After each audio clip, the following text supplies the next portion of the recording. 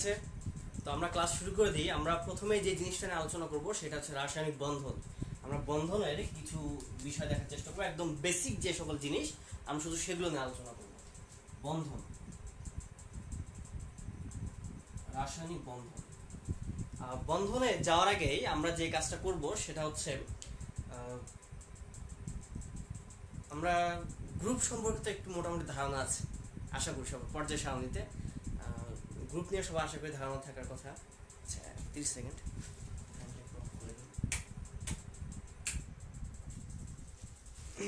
আচ্ছা, দুঃখিত। আচ্ছা, আমরা শুরু করি। সেটা আমরা রাসায়নিক বন্ধনে আলোচনা করব। রাসায়নিক বন্ধনে আমাদের মৌলগুলো যেগুলো থাকে পর্যায় সারণীতে, সেই মৌলগুলো বিভিন্ন গ্রুপে বিভক্ত। আমরা জানি গ্রুপ এবং পর্যায়ে বিভক্ত। আমাদের আধুনিক পর্যায় সারণীতে হিসাব করা হয় সেটা হচ্ছে 18টা গ্রুপ এবং 7টা পর্যায় বিদ্যমান। এর আগে, আধুনিক নিয়মের আগে যে সকল ভাবে আমরা বা যে সকল নিয়ম ছিল, সেখানে আমরা দেখতাম গ্রুপ থাকতো আটটা এবং 8টা গ্রুপ নিয়ে কাজ করতে হতো এবং সেখানে এ এবং বি সাব গ্রুপে বিভক্ত ছিল। এখন এ বি সাব গ্রুপে বিভক্ত না করে সরাসরি একদম 1 2 3 4 এভাবে 18 পর্যন্ত দিয়ে দেয়। তো আমরা একটু আগের মতো করে একটু চিন্তা করি, যদিও আসলে আধুনিক যুগ, আরো ভালো কিছু নিয়ে আলোচনা করা উচিত, কিন্তু আমরা একটু পুরাতন এই ফিরে যাই যাতে আমরা জিনিসটা ভালো করে বুঝতে পারি। ধরে নিচ্ছি আমি গ্রুপ 1 থেকে গ্রুপ 7 পর্যন্ত লিখলাম। 1 2 3 4 5 6 7। আরেকটা জানি 8 যেটা থাকে, 8টা হচ্ছে শূন্য গ্রুপ বা নিষ্ক্রিয় মৌল। ওগুলো আমরা লিখলাম না, কারণ ওগুলো বন্ধন গঠন অংশগ্রহণ করে না। আমরা জানি নিষ্ক্রিয় পরমাণু সমূহ কিন্তু এক পরমাণু। একটু যদি খেয়াল করি আমরা, এটা গ্রুপ 1 এর মৌল, জাস্ট আমরা একটা করে লিখে যাই। মৌলগুলো কেমন হয়: সোডিয়াম, ম্যাগনেসিয়াম, অ্যালুমিনিয়াম, এরপরে silicon, phosphorus, sulphur, chlorine. Just আমি একটা করে লিখলাম যে এই সোডিয়ামের নিচে যা থাকে বা উপরে থাকে এগুলো থাকবে, ম্যাগনেসিয়াম নিচে যা থাকে, অ্যালুমিনিয়াম নিচে যা থাকে। জাস্ট আমি একটা করে রিপ্রেজেন্ট করছে, প্রত্যেকটা গ্রুপকে একজন করে রিপ্রেজেন্ট করছে আমার এখানে। তো আমার যেটা বিষয় সেটা হচ্ছে আমি এগুলো রাখবো না, আমি এগুলো সব মুছে দিব। জাস্ট আমি একটু দেখানোর জন্য আগে একটু লিখে রাখলাম, এগুলো সব আমি মুছে দিই। মুছে দেওয়ার পর একটু খেয়াল করি, আমরা জানি রাসায়নিক বন্ধন বিভিন্ন ধরনের আছে। তার ভিতর প্রধান বন্ধন দু ধরনের, একটা আয়নিক বন্ধন এবং একটা হচ্ছে সমযোজী বন্ধন। তো আমরা আয়নিক এবং সমযোজী বন্ধনগুলো কখন কিভাবে হয়, মৌলগুলো কিভাবে যুক্ত হলে কোন গ্রুপের সঙ্গে কোন গ্রুপের মৌলগুলো মূলত আমার যুক্ত হয়ে আয়নিক যৌগ গঠন করে বা সমযোজী যৌগ গঠন করে, আমরা সেই জিনিসগুলো এখন একটু দেখার চেষ্টা করব। একটু খেয়াল রাখতে হবে, গ্রুপ 1 থেকে 3 তে যে সকল মৌলগুলো আছে তারা সাধারণত এরা আয়নিক যৌগ গঠন করে, এরা সবসময় আয়নিক যৌগ গঠন করে। এরপর দেখা যায় 5 থেকে 7 এর ভিতর যারা আছে তারা আয়নিক যৌগ গঠন করতে পারে, তার সমযোজী যৌগ গঠন করতে পারে। কখন কি করে সেটা আমি একটু পর দেখিয়ে দিচ্ছি তোমাদের। 5 থেকে 7 যারা, তারা আয়নিক যৌগ গঠন করতে পারে, আবার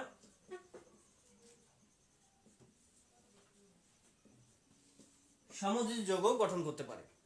তো এখন কখন কোনটা হয় সেটা আমরা একটু বলি। 1 থেকে 3 যে সকল মৌল আছে তারা 5 6 7 এই সকল গ্রুপের সঙ্গে এরা কিন্তু আয়নিক বন্ধন গঠন করে। অর্থাৎ বোঝা গেল এই মৌলগুলো যখন এদের সঙ্গে যুক্ত হয় তখন তারা আয়নিক বন্ধন গঠন করে। এই মৌলগুলো যখন এই মৌলের সঙ্গে যুক্ত হয়, যেমন এখানে ছিল অক্সিজেন, তারপর হয়তো বা এখানে ছিল আমার যেমন হয়তো এখানে ছিল নাইট্রোজেন, এখানে ছিল হচ্ছে অক্সিজেন। নাইট্রোজেন আমরা জানি অক্সিজেনের সঙ্গে বিভিন্ন ধরনের বন্ধন গঠন করে, বিভিন্ন ধরনের যৌগ গঠন করে সমযোজী বন্ধনের মাধ্যমে। সেগুলো হচ্ছে যেমন nitrogen dioxide, nitrogen pentaoxide, nitrous oxide, এগুলো আমরা তৈরি করে। তাহলে বোঝা গেল 5 6 7 এই মৌলগুলো নিজেদের ভিতর যুক্ত হয়ে কিন্তু আমার সমযোজী বন্ধন তৈরি করতে পারে। আর 5 6 7 এর মৌলগুলো যখন 1 2 3 এর সঙ্গে যখন যুক্ত হয় তার সাধারণত আয়নিক যৌগ তৈরি করে। তবে গ্রুপ 4 এর যে সকল মৌল আছে এরা অল টাইম এরা সমযোজী যৌগ গঠন করে, কারণ এরা কখনো ইলেকট্রন গ্রহণ করতে সরি, এরা কখনো ইলেকট্রন ত্যাগ করতে পারে না, এটা সবসময় ইলেকট্রন শেয়ার করতে পারে। আর আমরা জানি যে আয়নিক বন্ধনটা তৈরি হয় মূলত একটা ধাতু এবং অধাতুর ভিতরে। একটা ধাতু এবং একটা অধাতু যখন যুক্ত হয়, যুক্ত হলে আমার যেটা তৈরি করবে সেটা হচ্ছে আয়নিক যৌগ। আয়নিক যৌগ আর আয়নিক যৌগের যে বন্ধন বিদ্যমান সেটি কি হচ্ছে আয়নিক বন্ধন। এরপরে যখন একাধিক অধাতু যুক্ত হয়, অধাতুগুলো যখন নিজেদের ভিতর যুক্ত হবে, অধাতুগুলো যখন নিজেদের ভিতর যুক্ত হবে তখন যে বন্ধনটা তৈরি করে সেটা হচ্ছে সমযোজী যৌগ, তখন সমযোজী বন্ধনের মাধ্যমে সমযোজী যৌগ তৈরি করবে, সমযোজী যৌগ। স্টপ করতে বলতে তৈরি করে কথা না জানো বলে। আচ্ছা ঠিক আছে। তো ধাতু এবং অধাতুর মধ্যে যে সকল বন্ধন তৈরি হয় সেটা হচ্ছে আয়নিক বন্ধন। অধাতুগুলোর মধ্যে বন্ধন যেগুলো তৈরি হয় সেটা হচ্ছে সমযোজী বন্ধন। আর গ্রুপ 4 এর যে সকল মৌল আছে এরা সাধারণত সমযোজী বন্ধনই তৈরি করে, কারণ এরা ইলেকট্রন গ্রহণ করতে বা ত্যাগ করতে পারে না, সাধারণত এরা ইলেকট্রন শেয়ার করে থাকে। আর সমযোজী বন্ধন তৈরি হয় ইলেকট্রন শেয়ারিং এর মাধ্যমে, আয়নিক বন্ধন তৈরি হয় ইলেকট্রন গ্রহণ এবং ত্যাগের ফলে। একজন ইলেকট্রন ত্যাগ করে সে ক্যাটায়ন তৈরি করে, একজন ইলেকট্রন গ্রহণ করে সে অ্যানায়ন তৈরি করে, এবং অ্যানায়ন এবং ক্যাটায়নের ভিতর স্থির বৈদ্যুতিক আকর্ষণ বলের মাধ্যমে তারা আয়নিক যৌগ তৈরি করতে পারে। তো এখন আমরা বিভিন্ন ধরনের যে বন্ধনগুলো আমরা বললাম, এই বন্ধনগুলো আসলে কিভাবে হয় সেগুলো আমরা একটু দেখার চেষ্টা করব। তার আগে আমি কিছু বেসিক কথা বলে দিলাম যে কোন মৌলগুলো কার সঙ্গে যুক্ত হয়ে কিভাবে বন্ধন গঠন করে থাকে। তো এখন আমরা কিছু উদাহরণ দেখি।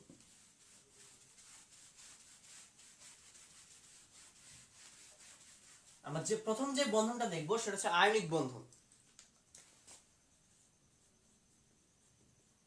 তো আয়নিক বন্ধনে আমরা একটু আগে বললাম যে একটা ধাতু এবং অধাতু যুক্ত হয়। পর্যায় সারণীতে ধাতু এবং অধাতু চেনার সহজ একটা বুদ্ধি আছে। যে সকল মৌলের নামের শেষে আম একটা শব্দ আসবে, আম, এটা হচ্ছে চাপাই বা রাজশাহীর আম না, এটা অন্তস্থ একার আম যেটা আর কি। তো আম যে সকল উচ্চারণ হবে তারা সাধারণত ধাতু হয়। আম যাদের ক্ষেত্রে উচ্চারিত হয় না তারা অধাতু হয়।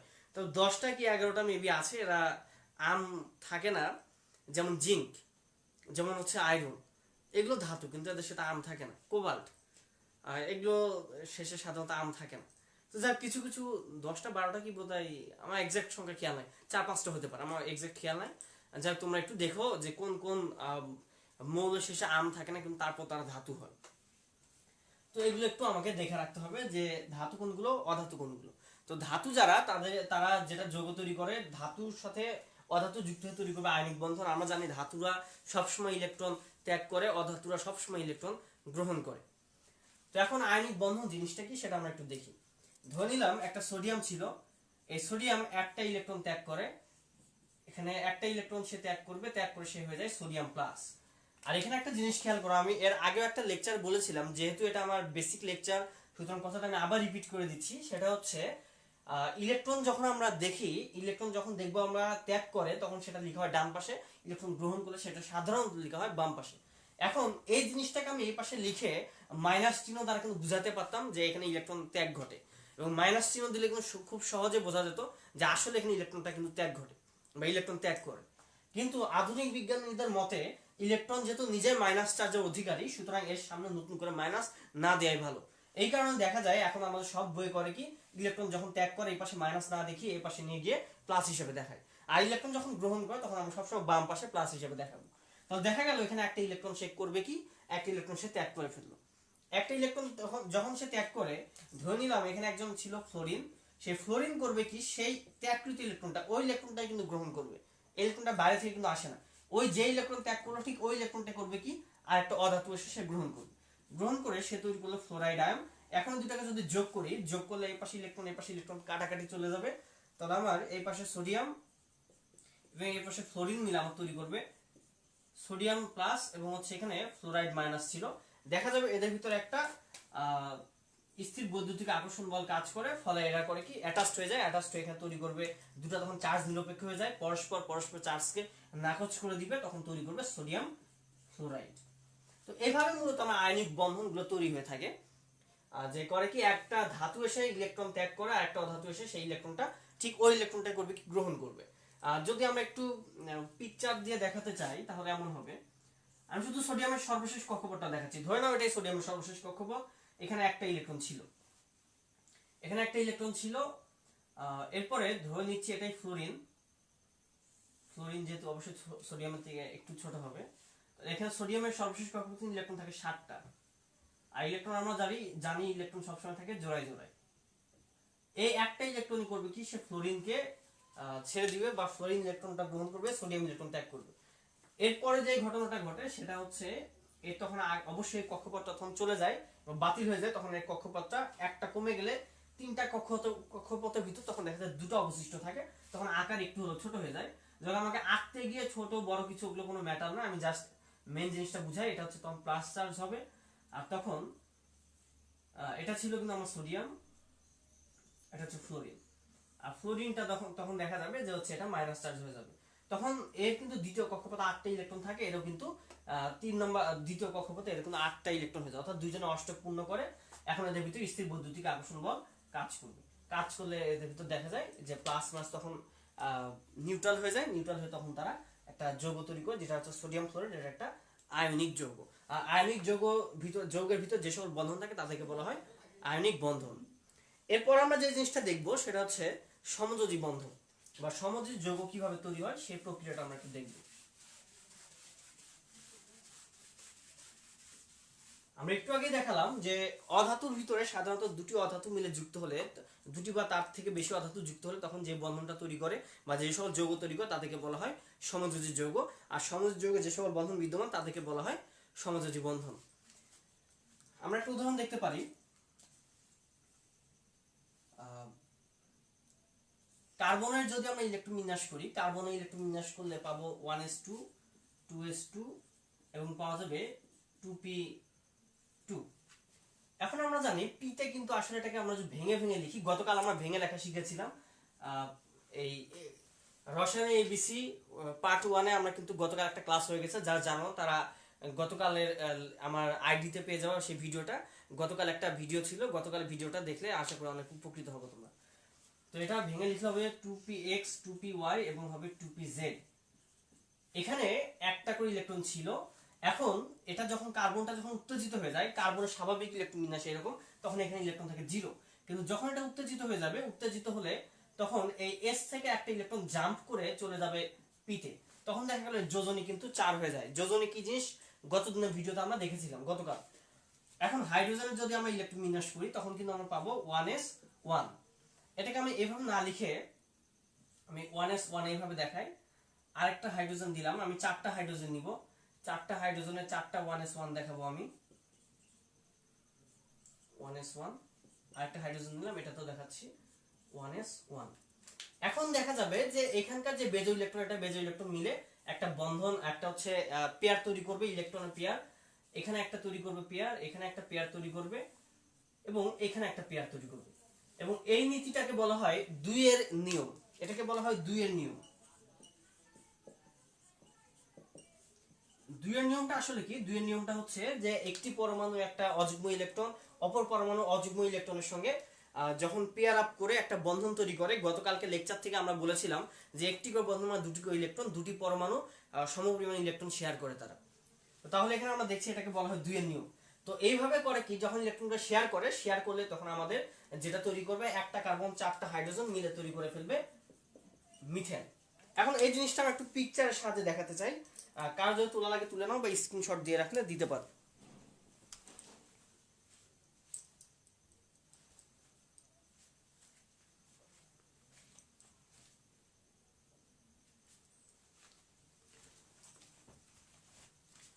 আচ্ছা ঠিক আছে, এখন আমরা যেটা দেখবো এটা একটু পিকচারের সাথে দেখার চেষ্টা করব।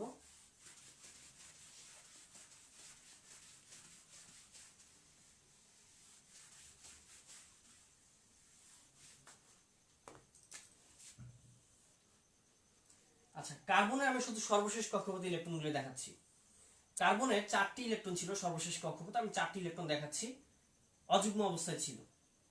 করে কি, এর সঙ্গে 4টা হাইড্রোজেন 4 দিক থেকে আসে, এসে প্রতিটি হাইড্রোজেন যেহেতু একটা করে ইলেকট্রন ছিল, একটা করে ইলেকট্রন কার্বনের সঙ্গে শেয়ার করে ফেলে হাইড্রোজেন। তখন দেখা যায় যে আমার একটা সমযোজী বন্ধন তৈরি করে, তখন আমার তৈরি করে ফেলে মিথেন। এক্ষেত্রে দেখা যায় যে হাইড্রোজেন তার নিকটতম নিষ্ক্রিয় গ্যাস হিলিয়ামের ইলেকট্রন কাঠামো অর্জন করে এবং কার্বন নিকটতম নিষ্ক্রিয় গ্যাস নিয়নের ইলেকট্রন কাঠামো অর্জন করে। অর্থাৎ লাস্ট সর্বশেষ কক্ষপথে কার্বনের দেখা যাচ্ছে 8টা ইলেকট্রন। আর শেয়ারকৃত ইলেকট্রনগুলো দুজনেই বলতে পারে যে এগুলো আমার ইলেকট্রন, দাবি করার তাদের ক্ষমতা আছে। শেয়ারকৃত ইলেকট্রনগুলো এই দুটি ইলেকট্রন দুটি দাবি করতে পারে হাইড্রোজেন যে এগুলো আমার ইলেকট্রন, আর এখানে কার্বনও দাবি করতে পারে এটা আমার ইলেকট্রন। অর্থাৎ এই শর্তেই কিন্তু তারা মূলত বন্ধনটাকে তৈরি করে থাকে যে সমপরিমাণ ইলেকট্রন দিব, সমপরিমাণ ইলেকট্রন দিয়ে দুজন মিলে ভাগাভাগি করে চলতে হবে। এবং এই জিনিসটা হচ্ছে আমার একটা সমযোজী বন্ধন এভাবে তৈরি হয়, আর এটাই হচ্ছে সমযোজী যৌগ। এখন আয়নিক যৌগ আর সমযোজী যৌগ যদি আমি একটু বলতে চাই, আহ, বিষয়টা একটু অন্যরকম। সেটা হচ্ছে আয়নিক যৌগ এমন একতরফা ভালোবাসা, অর্থাৎ একজন শুধু দিয়েই যাবে, একজন শুধু নিয়েই যাবে। অর্থাৎ এক পাশ থেকে শুধু ভালোবাসা হবে, আর এক পাশ থেকে কোনো ভালোবাসা রিপ্লে নাই। এটা হচ্ছে আয়নিক বন্ধন। আর সমযোজী বন্ধনটা কি, হয়তোবা আহ, একটা ছেলে একটা মেয়ে তার চিন্তা করলো তারা পালিয়ে বিয়ে করবে। বাংলা সিনেমায় যা দেখা যায় যে পালিয়ে যখন বিয়ে করে তখন দেখা যায় যে বন্ধু বান্ধব নিয়ে চলে আসে কাজীখানায়, কাজী অফিসে বন্ধু বান্ধব নিয়ে চলে আসে, আসার পরে সাইন করলে নাকি তাদের বিয়ে হয়ে যাচ্ছে। যাই হোক, তো এক্ষেত্রে করে কি, সমাজের বন্ধন বিষয়টা এমন যে ছেলেটা হয়তো কাজীকে বিয়ের জন্য হয়তো 2000 টাকা দিতে হবে বিয়ের খরচ হিসাবে। তখন দেখা যায় ছেলে বলছে ঠিক আছে আজকে আমার বিয়ে, তোমারও কিন্তু বিয়ে, তাহলে আমি 1000 দিই, তুমি 1000 দাও। দুজন 1000 করে দিয়ে দিল, এবং তারা দেখা গেলো বিয়ের পর সুখে শান্তি বসবাস করা শুরু করলো। এটাই কিন্তু ছিল আসলে সমযোজী বন্ধন। তাহলে সমযোজী বন্ধনটা অ্যাকচুয়ালি কিন্তু ইলেকট্রন শেয়ারিং এর মাধ্যমে যেটা বন্ধন ঘটে সেটা হচ্ছে সমযোজী বন্ধন। ইলেকট্রন আদান প্রদানে একজন ইলেকট্রন দান করবে, আরেকজন ইলেকট্রন শুধু নিবে, এরকম যে বন্ধন সেটা হচ্ছে আয়নিক বন্ধন। আশা করি আয়নিক বন্ধন এবং সমযোজী বন্ধন সম্পর্কে মোটামুটি একটা ধারণা চলে এসেছে আমাদের। এখন আমরা আয়নিক বন্ধন আর সমযোজী বন্ধনের কিছু বৈশিষ্ট্য বলবো। লিখার আমি কিছু লিখবো না, আচ্ছা একটু দেখাই আমি। ফার্স্টে যেটা দেখাবো এটা হচ্ছে আয়নিক বন্ধন। আয়নিক বন্ধন আমরা জানি প্লাস মাইনাস প্রান্ত থাকে। ধরে নিচ্ছি এটা দুটো আয়নিক যৌগ, আর এখানে ধরে নিচ্ছি দুটি সমযোজী যৌগ, যেগুলো কোনো প্লাস মাইনাস প্রান্ত নাই। এটা ধরে নিলাম এগুলো সমযোজী, এগুলো হচ্ছে আয়নিক। যেহেতু কোনো প্লাস মাইনাস প্রান্ত আছে, তাহলে কিন্তু আমরা বলতে পারি এই প্লাস মাইনাস প্রান্তগুলো কিন্তু পরস্পর প্রবলভাবে আকর্ষণ করে। যেহেতু প্লাস মাইনাস প্রান্ত থাকার ফলে আয়নিক যৌগগুলো সাধারণত স্থির বৈদ্যুতিক আকর্ষণ বলের মাধ্যমে নিজেদের যুক্ত থাকে। আর সমযোজী বন্ধনের ভিতর যে সকল বল কাজ করে সেটা হচ্ছে দুর্বল ভ্যান্ডার ওয়ালস আকর্ষণ বল। তো এখানে যেহেতু প্লাস মাইনাস প্রান্ত আছে, আমরা কিন্তু বলতে পারি এটা প্রবলভাবে যুক্ত থাকবে। এই বন্ধনগুলোকে ভাঙতে কিন্তু শক্তি বেশি দিতে হয়। এখানে যেহেতু কোনো প্লাস মাইনাস প্রান্ত নেই, তাহলে এটাকে ভাঙতে কিন্তু কম শক্তি দিতে হয়। তো আমরা বলতে পারি আয়নিক যৌগের গলনাঙ্ক স্ফুটনাঙ্কের পরিমাণ বেশি, সমযোজী যৌগের গলনাঙ্ক স্ফুটনাঙ্কের পরিমাণ কম। আবার যেহেতু একটা প্লাস মাইনাস প্রান্ত আছে, আমরা কিন্তু সহজে বলতে পারি এটা কিন্তু বিদ্যুৎ পরিবহন করার ক্ষমতা রাখে। এটা যেহেতু প্লাস মাইনাস প্রান্ত নেই, এখানে বিদ্যুৎ পরিবহন করার কোনো ক্ষমতা নেই। আবার বলতে পারি এরকম, যেহেতু এগুলো হচ্ছে প্লাস মাইনাস প্রান্ত আছে, তাহলে বলতে পারি এটা কিন্তু পোলার যৌগ, এটা কিন্তু নন পোলার যৌগ। একটা নীতি আছে লাইক ডিজলভস লাইক, অর্থাৎ পোলার যৌগ পোলার দ্রাবকে দ্রবীভূত হয়, অপোলার যৌগ অপোলার দ্রাবকে দ্রবীভূত হয়। তাহলে বলতে পারি যেহেতু এটা পোলার যৌগ, তাহলে আয়নিক যৌগ পোলার দ্রাবকে দ্রবীভূত হবে, যেমন পানি। পানি কিন্তু একটা পোলার যৌগ। আর সমযোজী যৌগ, যেহেতু এখানে কোনো প্লাস মাইনাস প্রান্ত নেই, এগুলো হচ্ছে অপোলার যৌগ, তাহলে বলতে পারি এরা কিন্তু অপোলার দ্রাবকে দ্রবীভূত হবে। অর্থাৎ যেমন টারপিন তেল, টারপিন তেল কিন্তু একটা হচ্ছে অপোলার যৌগ, এটা হচ্ছে অপোলার একটা দ্রাবক। এটা টারপিন তেল দ্রবীভূত হতে পারে, বা কেরোসিনে দ্রবীভূত হতে পারে, বেনজিনে দ্রবীভূত হতে পারে, কার্বন টেট্রাক্লোরাইডে দ্রবীভূত হতে পারে, এরকম। তো যাই হোক, অনেকগুলো বৈশিষ্ট্য ছিল, আমরা অত বেশি পড়বো না। মোটামুটি আমরা জাস্ট একটা বেসিক একটা ধারণা নেওয়ার চেষ্টা করছি। আমরা যে জিনিসটা পড়বো সেটা হচ্ছে রাসায়নিক বিক্রিয়া।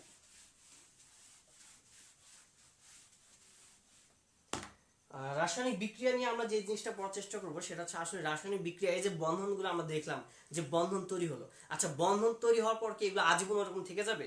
না, এগুলো কিন্তু একটা নাটক ছিল আমাদের সময়, রক্তাক্ত প্রান্ত। ওখানে ইব্রাহিম কার্জি নামে একটা ব্যক্তি ছিলেন, ওনার একটা কথা ছিল, আহ, কথাটা এলোমেলো হতে পারে, তবে কথাটা এমন ছিল যে আহ, মানুষ মরে গেলে পচে যায়, বেঁচে থাকলে বদলায়, কারণে অকারণে বদলায়। যেহেতু এরা বেঁচে থাকে, তাহলে এরাও কিন্তু অবশ্যই কি বদলাতে থাকবে। যেহেতু এরা বদলাতে পারে, তাহলে আমরা বলতে পারি এটা তখন রাসায়নিক পরিবর্তন হয়ে থাকে। রাসায়নিক পরিবর্তন আর ভৌত পরিবর্তন পার্থক্যটা কোথায়, এটা কিন্তু একটা বেসিক আমার জানা দরকার। সেটা হচ্ছে ভৌত পরিবর্তন এমন একটা পরিবর্তন যেটা আবার পুনরায় আগের অবস্থায়, ঠিক আগের অবস্থায় আসতে পারে। যেমন পানিকে বরফে রূপান্তর করলাম, একটু পরে তাপ দিলে বরফটা কিন্তু আবার পানিতে রূপান্তর হবে। এখানে কিন্তু মূল গঠনে কোনো পরিবর্তন হলো না, শুধু একটা অবস্থাগত বা একটা আমার জাস্ট একটা স্টেট চেঞ্জ হলো আমার। তাহলে আমরা বলতে পারি এটা কিন্তু আমার ভৌত পরিবর্তন। কিন্তু রাসায়নিক পরিবর্তন যদি বলি, যেমন পানিকে আমি, আচ্ছা লোহাকে আমি পানির সংস্পর্শে রেখে দিলাম, আর্দ্র বাতাসের সংস্পর্শে রেখে দিলাম, এটা কিন্তু মরিচা পড়ে যাবে, এবং এটা কিন্তু পরবর্তীতে রিফাইন করে বা যে কোনোভাবে যে যাই হোক না কেন, না রিফাইন আমি বলতে যাবো না, বা স্বাভাবিক প্রক্রিয়ায় যদি আমি যেতে চাই, স্বাভাবিক প্রক্রিয়া কিন্তু আবার মরিচা থেকে আমি কিন্তু নিরেট আমি লোহা পাবো না। তা বোঝা গেল যে এটা একটা রাসায়নিক পরিবর্তন। রাসায়নিক পরিবর্তন গুলো হচ্ছে আগের অবস্থায় আবার ফেরত আসে না, মূল গঠনের পরিবর্তন হয়। আর ভৌত পরিবর্তনগুলো হচ্ছে মূল গঠনের পরিবর্তন হয় না, শুধুমাত্র আমার অবস্থানগত একটা পরিবর্তন হতে পারে। তো যেহেতু আমার বললাম যে রাসায়নিক রাসায়নিক পরিবর্তন মূলত হয় কিন্তু রাসায়নিক বিক্রিয়ার দ্বারা, এবং রাসায়নিক বিক্রিয়া দেখা যায় এই যে বন্ধন তৈরি হলো, এই বন্ধনগুলো আবার ভাঙে, আবার নতুন করে বন্ধন করে। সাপোজ এরকম ছিল, হয়তোবা এ বি, এ একটা মৌল, বি একটা মৌল, এদের ভিতরে একটা বন্ধন ছিল, এখানে এর সঙ্গে হয়তোবা সি আর একটা মৌল চলে আসলো। আসার পর দেখা যাবে যে এখানে এ বির বন্ধন আস্তে আস্তে ভেঙে যাবে, এবং দেখা যাবে বির সাথে সির বন্ধন আস্তে আস্তে একটা নতুন একটা বন্ধন তৈরি হবে, এবং একটু পরে দেখা যাবে এ হয়তো আলাদা হয়ে যায়, তারপর এবং বি এবং সির ভিতরে একটা নতুন একটা বন্ধন তৈরি হয়। তাহলে দেখা গেল একবার কিন্তু বন্ধন ভাঙে, আবার কিন্তু বন্ধন গড়ে। এক্ষেত্রে আমাকে মাথায় রাখতে হবে বন্ধন ভাঙতে শক্তি তাকে প্রয়োগ করতে হয়, এবং বন্ধন গড়লে শক্তি সেখান থেকে মুক্ত হয় বা নির্গত হয়। তাহলে বন্ধন তথ্যগুলো মনে রাখা, আবারও বলছি, বন্ধন ভাঙলে শক্তি দিতে হয়, বন্ধন গড়লে শক্তি পাওয়া যায়। তো যাই হোক, এখন আমরা রাসায়নিক বিক্রিয়া দেখার চেষ্টা করবো। তাহলে দেখলাম যে এই বন্ধনগুলো যে তৈরি হলো, আয়নিক বন্ধন, সমযোজী বন্ধন, এগুলো কিন্তু অ্যাকচুয়ালি আমার আবার আস্তে আস্তে ভাঙলে তখনই আমরা বুঝতে পারবো এটা রাসায়নিক বিক্রিয়ায় চলে গেল। তো রাসায়নিক বিক্রিয়া, এখন বিভিন্ন ধরনের রাসায়নিক বিক্রিয়া থাকে, সেগুলো আমরা একটু দেখার চেষ্টা করব। তার আগে একটা কথা, রাসায়নিক বিক্রিয়া হয় কেন? রাসায়নিক বিক্রিয়া মূলত দুটি কারণে হয়ে থাকে। একটা হচ্ছে প্রত্যেকটি পরমাণুর ভিতরে এক ধরনের আসক্তি কাজ করে, একজনের সঙ্গে আরেকজন যুক্ত হওয়ার একটা আসক্তি কাজ করে। এই রাসায়নিক আসক্তির ফলে রাসায়নিক বিক্রিয়া ঘটে থাকে। আর একটা কারণ হচ্ছে অত্যানুকূল পরিবেশ, অর্থাৎ তার জন্য একটা সুইটেবল একটা পরিবেশ কাজ করে। যেমন আমরা দুটি ফ্লাস্কে করে যদি আমরা অক্সিজেন এবং হাইড্রোজেন নিয়ে রেখে দিই, যুগের পর যুগ রাখলেও এখানে কোনো বিক্রিয়া ঘটবে না। একটু মাত্র কিন্তু ওই চালনা করে দিই, দেখা যাবে পানি তৈরি হয়ে যাবে। তাহলে বোঝা গেল এখানে কিন্তু আমার মূলত পানি, আমার তড়িতের দ্বারাই কিন্তু মূলত পানিটা তৈরি হলো। আবার ক্লোরিনের সঙ্গে মিথেনের কিন্তু সরাসরি বিক্রিয়া হয় না, কিন্তু সূর্যালোকের সাহায্যে যদি আমি সূর্যালোকের উপস্থিতিতে যদি ঘটাই বা একটু সূর্যের আলোতে রেখে যদি দেখা যাবে ক্লোরিনের সঙ্গে মিথেনগুলো বিক্রিয়া করতে থাকবে। আবার আমাদের সবথেকে একটা কমন যে বিক্রিয়াটা, সেটা হচ্ছে গ্লুকোজ তৈরি বিক্রিয়া, বা এক কথা শর্করা তৈরি বিক্রিয়া, সালোক সংশ্লেষণ বিক্রিয়া। সালোক সংশ্লেষণ বিক্রিয়া কিন্তু সূর্যের আলোর উপস্থিতি ছাড়া কিন্তু কখনোই ঘটবে না। তাহলে বোঝা গেল প্রত্যেকটি বিক্রিয়া ঘটার জন্য হয় একটা আমার অনুকূল পরিবেশ থাকতে হবে, না হলে আমার একটা অনুকূল পরিবেশ থাকতে হয়, অথবা রাসায়নিক আসক্তি। এর দুটি কারণে মূলত রাসায়নিক বিক্রিয়াগুলো হয়ে থাকে। যাক, রাসায়নিক বিক্রিয়া আমি বেশি কিছু বলবো না, আমি শুধু রাসায়নিক বিক্রিয়া একটু প্রকারভেদ সম্পর্কে একটু জানাতে চাই, যে রাসায়নিক বিক্রিয়া আসলে কিরকম ভাবে হয়ে থাকে। আমরা বিভিন্ন ধরনের বিক্রিয়া দেখতে পারি। একটা হচ্ছে বিক্রিয়া এমন হতে পারে যে এ আলাদা একটা জিনিস ছিল, বি আলাদা একটা জিনিস ছিল, এই দুটা যুক্ত হয়ে গেল, যুক্ত হয়ে তৈরি করলো এবি। অর্থাৎ দুটি আলাদা আলাদা বস্তু ছিল, দুটি আলাদা বস্তু যুক্ত হয়ে একটা নতুন যখন উৎপাদ তৈরি করবে, এগুলো বিক্রিয়ক, বাম পাশে লেখা হয় বিক্রিয়ক, ডান পাশে লেখা হয় উৎপাদ। আমরা গতকালকে ভিডিও দেখলে বুঝতে পারবো। তাহলে এগুলো আমার বিক্রিয়ক, এগুলো উৎপাদ। একাধিক বিক্রিয়ক একটা মাত্র উৎপাদে রূপান্তর হলে তাকে বলা হয় সংযোজন বিক্রিয়া। এটাকে কিন্তু তখন বলা হবে সংযোজন বিক্রিয়া। এরপরে হয়তোবা এবি ছিল, এই এবিটা তখন করবে কি, এ এবং বি পরস্পর ডিভোর্স হয়ে যাবে। এই ডিভোর্স হয়ে গেলে যে বিক্রিয়া, সেটা কিন্তু বিয়োজন বিক্রিয়া। এখন বুঝে নাও গত কয়েক বছরের ভিতরে, আশেপাশে 2-1 বছরের ভিতর কার কার ডিভোর্স হয়েছে, আসলে তারা কিন্তু ছিল হচ্ছে বিয়োজন বিক্রিয়ার উদাহরণ। বুঝে নাও।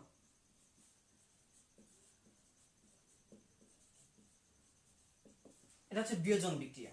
আবার যদি দেখি আরেক ধরনের বিক্রিয়া আছে, এ বি থাকবে, এর সঙ্গে সি নতুন কিছু একটা আসলো, তৃতীয় একটা পক্ষ চলে আসবে, এসে দেখা যাবে এদের ভিতর বন্ধন ভেঙে নিজেই কিন্তু তার জায়গাটা দখল করে নেয়।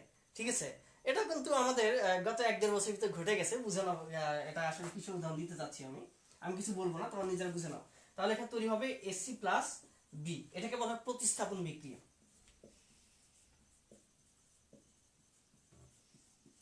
এটাকে বলা হয় প্রতিস্থাপন বিক্রিয়া। তাহলে প্রতিস্থাপন বিক্রিয়া এমন একটা বিক্রিয়া যেখানে দেখা যায় যে একটা যৌগ থাকে, এই যৌগের সঙ্গে একটা মৌল এসে যুক্ত হয়, যুক্ত হয়ে এই মৌলটা এখান থেকে একটা মৌলকে প্রতিস্থাপিত করে দেয়।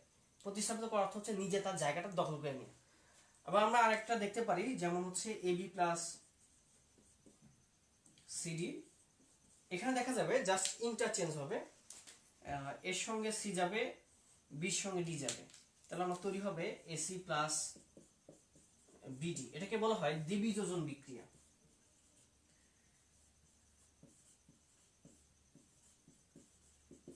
এটাকে বলা হয় দ্বিবিযোজন বিক্রিয়া। তাহলে দ্বিবিযোজন বিক্রিয়াটা হচ্ছে জাস্ট ইন্টারচেঞ্জ করা।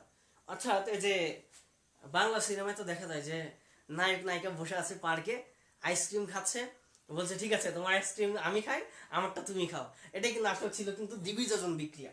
তাহলে দ্বিবিযোজন বিক্রিয়াটা ঘটে থাকে মানে এইভাবে। তো আমরা একটু বিক্রিয়ার উদাহরণ দেখতে চাই। উদাহরণ দেখতে চাইলে আমরা ছোট ছোট করে আমরা লিখবো এর পাশে। সেটা হচ্ছে আরেকটা বিক্রিয়া আমি দেখাতে চাই। কোন একটা বস্তু ছিল, যে কোনো একটা বস্তু ছিল, এর সঙ্গে যখন অক্সিজেনের বিক্রিয়া ঘটবে, এর সঙ্গে অক্সিজেনের বিক্রিয়া ঘটলে তখন যেটা তৈরি হবে, সাপোজ ওটার সঙ্গে তো অক্সিজেন যুক্ত হলো।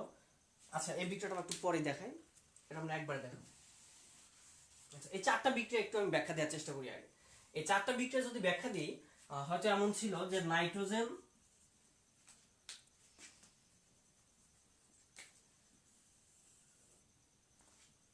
আচ্ছা এগুলো মিশিয়ে দিই আমি, হ্যাঁ এগুলো মিশিয়ে দিই, মোটামুটি ফরম্যাট গুলো তো বোঝা গেছে, মিশিয়ে দিই।